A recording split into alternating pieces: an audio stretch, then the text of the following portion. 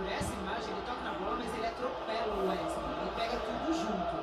O outro ponto do Wesley é legal, e aí você tem toque na bola, mas você tem toque junto, atropelando o Wesley.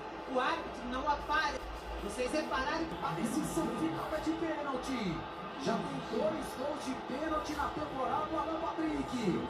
Atenção, colorados e coloradas.